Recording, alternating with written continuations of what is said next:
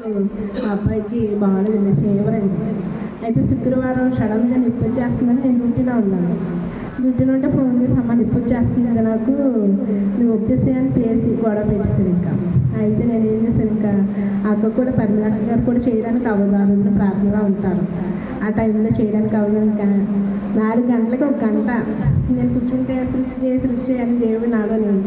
అయితే 4 దగ్గర నుంచి 5 వరకు సృష్టి చేసిన తర్వాత తోక తిప్ప ఫాస్టర్ గారు, విజయరాజు గారు అన్నయ్య గారు ఫోన్ చేశారండి. ఫోన్ చేస్తే ఏం చేస్తున్నారమ్మా, ఫోన్ కూడా చేయలేదు, ఈ మధ్యలోనే ఏం చేస్తున్నారు ఏంటి అంటే, ఇలా అన్నయ్య బాబుకి ఇలా అనేసి అంటే, లేదమ్మా లోపల కంప్లైంట్ ఉంది, ఒకసారి బాబుకి హాస్పిటల్ చూపించు నువ్వు అనేసి అంటే, అప్పటికప్పుడు నేను సీట్ రాయించి డ్యూటీలో ఉండగానే ఫోన్ చేసి సీట్ రాయించి 8 గంటలకు తీసుకెళ్తే డాక్టర్ గారిలో ఉండి దేవుడు మాట్లాడారు. నిజంగా నా మాట అయితే అసలు ఏమనండి, మొండిగా ఉంటాడు మా అబ్బాయి అసలు.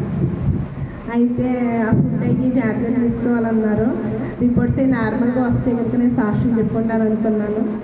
రిపోర్ట్స్ కూడా నార్మల్గా వచ్చినాయి, నొప్పి కూడా తగ్గిందండి. అందుకైతే లాస్ట్ ఇయర్ అయితే లివర్ ప్రాబ్లం, గ్యాస్ట్రిక్ ప్రాబ్లం ఉంది మా బాబుకి.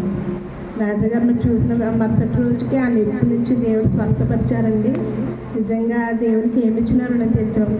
నాకు ఏ ప్రాబ్లం ఉన్నా సరే ఆల్రెడీ ప్రాబ్లమ్కి వచ్చిన తర్వాత అక్కడికి ఫోన్ చేసి చెప్తాను, అక్క నాకు ఈ ప్రాబ్లం అనేసి ఫోన్లోనే ప్రార్థన చేయించుకుంటాను. చాలా విషయాల్లో దేవుడు నాకు అక్క ద్వారా అన్ని బయటపరిచి నాకు ధైర్యాన్ని ఇచ్చారు.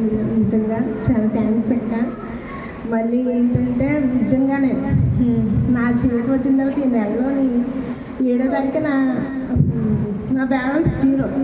అంటే ఇరుకు మార్గాన దేవుడు నాకు ఈరోజు కూడా నాకు మా నాన్నగారి ద్వారా కానీ మా చెల్లెవాళ్ళ ద్వారా కానీ అంటే దేవుడు వాళ్ళు నాకు సహాయం చేశారు. నిజంగా ఇబ్బంది పడుకోకుండా ప్రతిదీ విశాలపరిచారనమాట. ఇరుకులో నుండి విశాలత ఇస్తారు అంటారు కదా దేవుడు. అలాంటి స్థితిలో నుంచి ప్రతిదీ కూడా దేవుడు సహాయం చేస్తారు. ఆలయ ప్రాంతానికి వచ్చిన తర్వాత నాకు ఆ సమస్య అనిపించట్లేదు. సమస్య ఉన్నా నా భారం అనిపించినా నాకు ఆ భారం అనిపించట్లేదు.